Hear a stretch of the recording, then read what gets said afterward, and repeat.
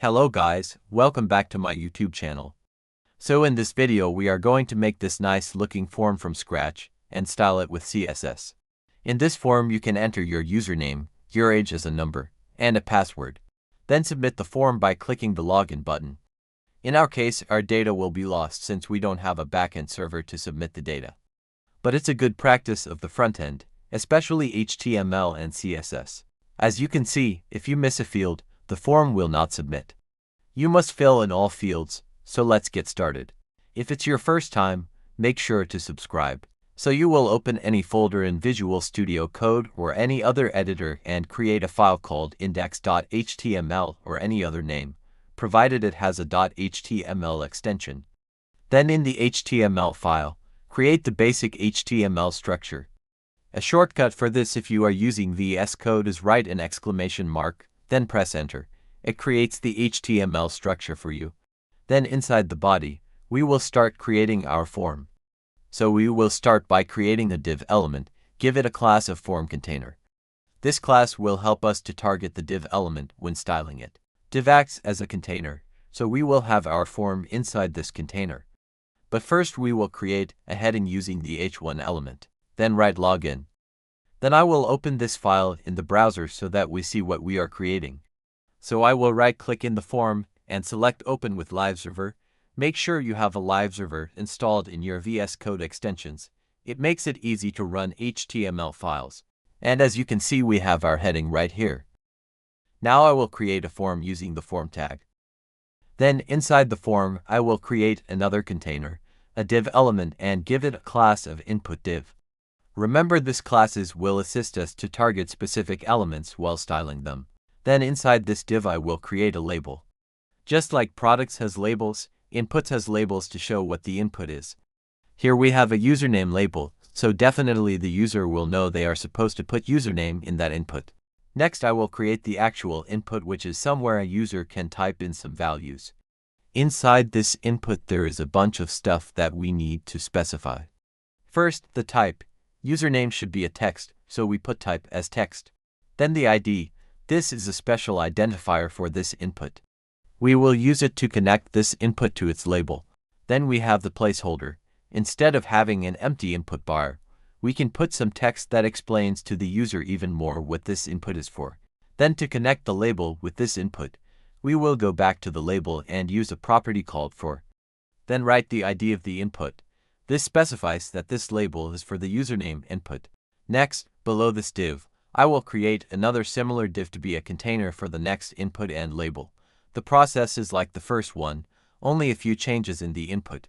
So if you like, you can pause the video and try recreating the first div and the label for age instead of username and an input for age.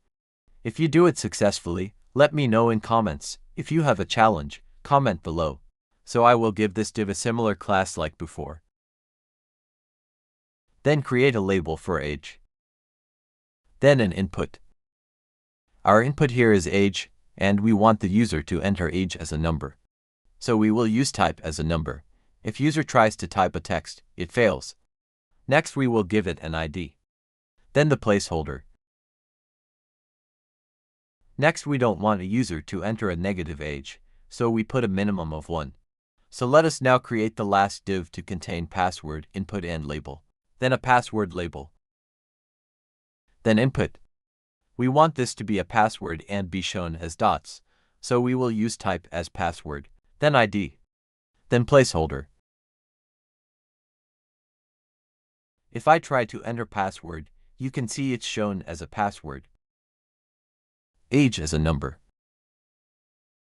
And username as a text. I forgot to link this input ID to its label. Lastly, I will create a login button to submit this form. Then I will give it a type of submit so that when I click it, it submits the form. Let's do a demo and try to submit the form. So let me enter a name, age and password. When I click login, the form submits and we lose all data. As I said, you need a backend code to do the authentication. So for us, we only have the front end. I will drop a course on the backend later. Note that if we don't enter password, the form still submits. We don't want that. We want a user to enter all fields in order to submit. So we will add a property called required to all inputs. If I now try to log in with blank inputs, the form will fail to submit until I fill all.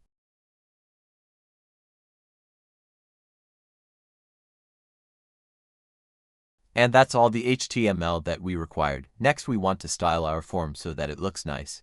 So scroll to the top to where we have the head. Inside the head, we will write style. Inside this style is where we will write all our CSS styles. So let's start by writing the asterisk. This targets everything in the page.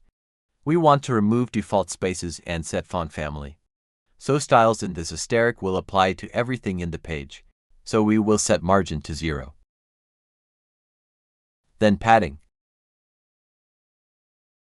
Then to prevent overflows, we will set box sizing to border box. Then font family. For me, I will use Sego UI. Then next, target the body. Set the minimum height to 100 viewport height. That means our body will not be less than the height of our visible screen. Then we will add a background image to our body. So we write background image, then URL, then in URL we write an image name or an image link.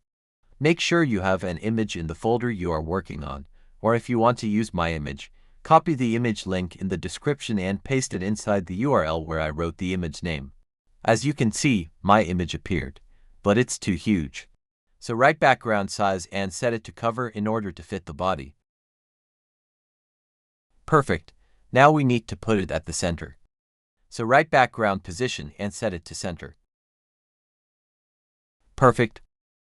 Now in order to center the form, we will display flex and justify content to center. Fantastic. Then align items to center in order to center it vertically. There we go. Next, we will put a padding of 20 pixels. Next, we will style the form container. Since we gave it a class, we must start with a dot, then the name of the class, then we write its styles. We will start by giving it a background. That is white in RGB, but we reduced the alpha to lower its opacity. Then in order to make it translucent, we will use backdrop filter, then blur, and then the amount of blur in pixels. The larger the number, the higher the blur. Then we will add border radius to round the corners. Next, we will add some padding. Then put width.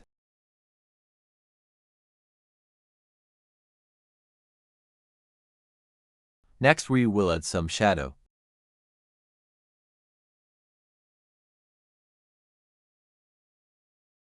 Then a border of 1 pixel solid.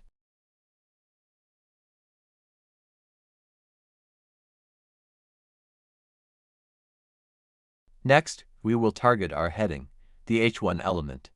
Text align center to put text to the center. Then, change color to white.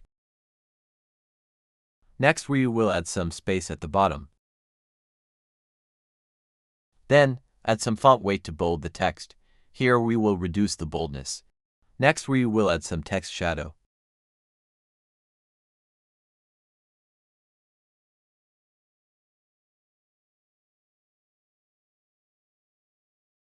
Next, we will target the input group class. We will start by adding some margin at the bottom. Then we will target the label. We will display block so that the label takes its own line. Then change the color to white. Add some space at the bottom. Add some font weight to make it bold. Next, we will target the input. Give it a width of 100%. Now let's add some padding, 12 pixels for top and bottom and 16 pixels for right and left. We will set the border to none. Then round the corners. Then set the background to white in RGBA, then lower the alpha to become a bit dull. Add some font size.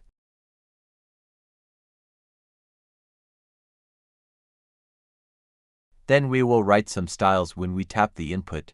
we use focus pseudo class. We will change the outline to be blue. Now if I tap to write some input, the outline changes. Then change the background color to white. If I try to type, you can see. Then in the input, add some transition in order for the changes to appear smoothly. Lastly, let's style the button. Set width to 100%. Add some padding. Put a blue background.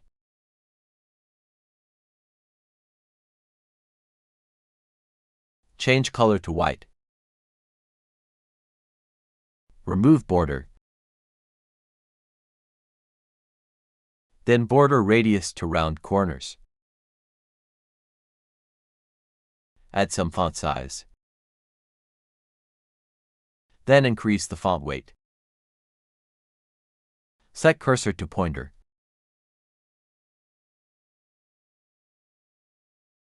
Next we will set the styles while hovering the button. We use the hover pseudo class. Then we will make the background darker while we hover the button.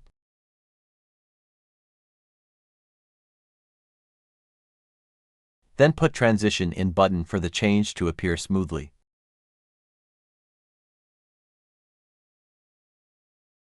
That's all the styling we needed for the form.